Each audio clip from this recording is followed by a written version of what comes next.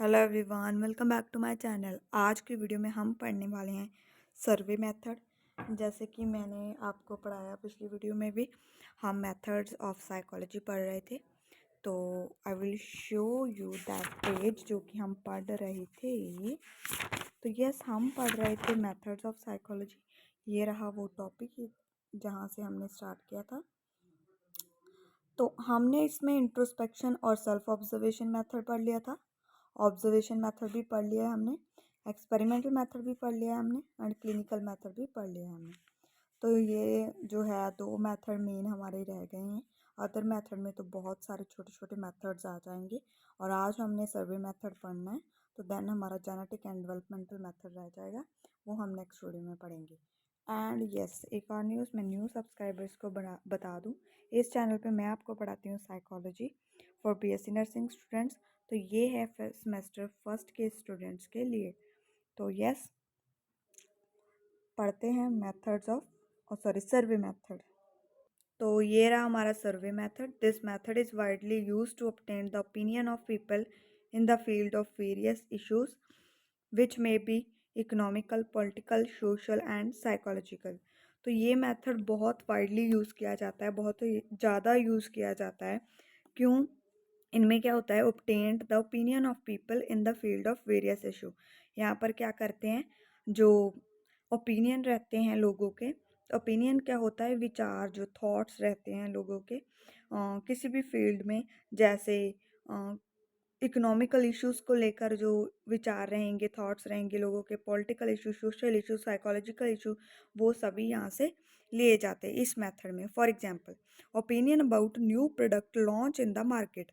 जैसे कि क्या लोगों के विचार है, कोई नया प्रोडक्ट आया है, लॉन्च हुआ है मार्केट में, उसके ऊपर क्या रिव्यू हैं लोगों के।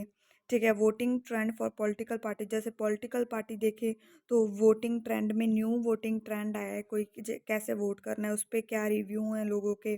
डॉरी सिस्टम के ऊपर, हेल्थ अवेयरनेस के ऊपर क्या ओपिनियन है लोगों के, वो सभी हम इसमें कंडक्ट करते हैं। Similarly, survey for psychological issue.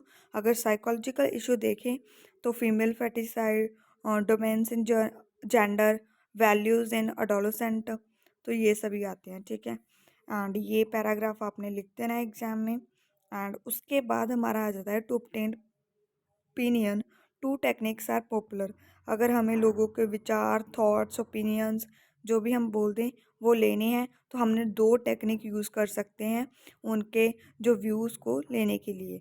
First, उनके साथ इंटरव्यू कंडक्ट कर सकते हैं। इंटरव्यू करेंगे, वो पर्सन हमारे पास आएंगे और वो अपने विचार बताएंगे। जैसे in interview, the interviewer ask question related to particular issue. जैसे इंटरव्यूअर कौन होता है, जो इंटरव्यू ले रहा है बंदा, वो क्या करेगा, क्वेश्चन पुट करेगा उस बंदे से जो इंटरव्यू दे रहा है। ठीक है, किसी भी पर्टिकुलर इशू पर क्वेश्चन पुट किए तो जो इंटरव्यू ही होगा, इंटरव्यू कौन सा होता है, जो इंटरव्यू देने आया है वो रिप्लाई करेगा। तो ऐसे भी हमें जो interview method is not reliable method, तो ये पूरा रिलायबल नहीं है, वो झूठ भी बोल सकता है। बिकॉज ऑफ कैमरा के सामने कभी कभार होता है, झूठ बोल देते हैं एंड ऐसा वैसा चलता रहता है। तो इसलिए this is not a reliable method. तो ऐसे भी हम वैसे तो ओपिनियन ले सकते हैं। देन है क्वेश्चनर। क्वेश्चनर में क्या होता है, इन questionnaire near technique, the format of question is supplied to the subject and response are given by making tick on the appropriate choice। तो ऐसे ही इसमें क्या होता है, एमसीक्यूज टाइप होता है। जैसे कि क्वेश्चनर में क्या होता है, क्वेश्चन का फॉर्मेट दिया जाता है। ठीक है, और जो सब्जेक्ट रखता है, सब्जेक्ट वो बंदा जो जिसको क्वेश्चन पुट किए गए हैं, उसके रिस्पांस के लिए हम बोलेंगे कि टिक कर दे इसके ऊपर, अगर आपको अच्छा जो भी अच्छे लगता है, जैसे एमसीक्यूज में जो भी अप्रोप्रिएट चॉइस लगता है उसमें टिक कर दो।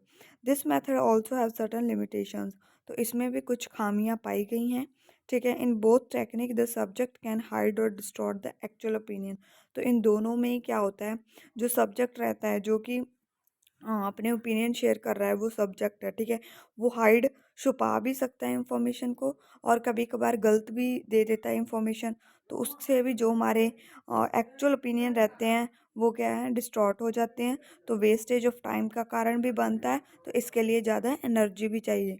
जैसे इंटरव्यू में पहले पूरा अपने को पूरा सेटअप लगाना होगा इंटरव्यू के लिए, क्वेश्चनर के लिए पूरे क्वेश्चंस ढूंढने होंगे, फिर उसको उसको राइट करना होगा, फिर उसके ऑप्शंस देनी होंगी। तो ये क्या है, एक टाइम कंज्यूमिंग प्रोसेस भी है। Third point, survey can use qualitative measure, for example open minded question. तो इस सर्वे में क्या होता है, सर्वे मेथड में इसमें क्वालिटेटिव मेजर्स लेने होते हैं, जो स्टेप्स लेने हैं वो क्या रहेंगे, क्वालिटेटिव, क्वालिटी अच्छी हो, जैसे कि ओपन माइंडेड क्वेश्चन हो, ऐसे नहीं कि रिस्ट्रिक्टेड से क्वेश्चन ना हो, जैसे कोई सा भी क्वेश्चन हो हम पूछ सकें, ठीक है, कोई से भी टॉपिक के रिलेटेड, ठीक है। क्वांटिटेटिव मेजर में क्या होता है, फोर्स चॉइस क्वेश्चन। तो क्वांटिटेटिव में क्वांटिटी उसकी अच्छी होनी चाहिए, जैसे कि चॉइस क्वेश्चन होने चाहिए, एंड ये सब आता है इसमें, ठीक है, दो मेजर्स में। नेक्स्ट पेज पर चलते हैं। तो जो हमारा सर्वे मेथड था वो बहुत छोटा था। नेक्स्ट पेज पर हम आ चुके हैं। यहाँ पर क्या है, एडवांटेजेस एंड लिमिटेशंस है। Advantages, large amount of data can be collected in short period of time using questionnaire. Questionnaire में क्या होता है, क्वेश्चनर में हम क्या है, शॉर्ट पीरियड ऑफ टाइम में उसको क्वेश्चनर पकड़ाया और उसको टाइम दिया पर्टिकुलर, एंड सब ज़्यादा डेटा कलेक्ट कर सकते हैं, ये इसका एडवांटेज है। Tool can be easily administrate and adapt to suit the needs of the problem. जो टूल्स रहते हैं वो ईजिली हम प्रोवाइड कर सकते हैं, जैसे पेन पेपर पर ही क्वेश्चनर होगा, ठीक है, एंड जो भी नीड प्रॉब्लम की ज़रूरत के हिसाब से जो भी सूट करता है वो अडेप्ट कर सकते हैं। ये दो ही एडवांटेजेस है इसके, और दो ही लिमिटेशंस है। The behaviour is not observe directly, जो उसका बिहेवियर रहता है वो डायरेक्टली तो ऑब्जर्व नहीं होगा, क्योंकि उसके माइंड में क्या है वो तो नहीं ना हमें पता। Poorly designed questions and instruction can affect the reliability of survey results. अगर हमने अच्छे से डिज़ाइन नहीं किए, पुअर डिज़ाइन है, हमारे क्वेश्चन अच्छे डिज़ाइन नहीं किए हुए, अच्छी इंस्ट्रक्शंस नहीं दी हुई, तो वो भी हमारे जो सर्वे के रिजल्ट्स आते हैं उसको इफ़ेक्ट कर सकता है, ठीक है। तो यही था आज की वीडियो का सर्वे मेथड। तो अभी वीडियो तो छोटी बनी है, तो मैंने ये सोच लिया है कि साथ ही साथ मैं आपको जेनेटिक और डेवलपमेंटल मेथड भी पढ़ा देती हूँ जल्दी से, एंड देन वीडियो को बाय बाय करते हैं। In genetic method, psychologist study genes and growth and development of the mind from birth to death. Genetic method में क्या रहता है, जो साइकोलॉजिस्ट रहते हैं वो स्टडी करते हैं जीन, लाइक जीन्स की, जैसे ग्रोथ हो रही है, डेवलपमेंट हो रही है, कैसे ग्रोथ हुआ, डेवलपमेंट हुई है हमारे माइंड की, हमारे बर्थ से लेकर डेथ तक।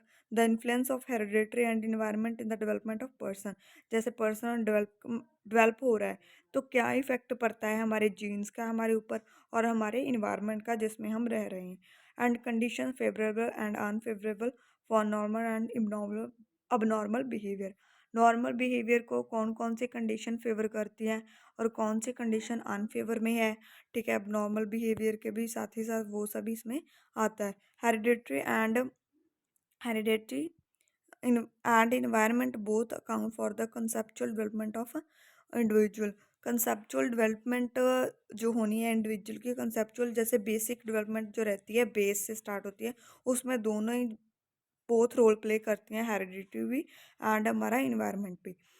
उसके बाद एग्जाम्पल दी गई है यहाँ पर, for example we may trace the growth of human personality through early childhood. तो वी मे ट्रेस, ट्रेस होता है बहुत छोटी अमाउंट, अगर आपको आ जाए what is the meaning of trace, तो बहुत छोटी अमाउंट।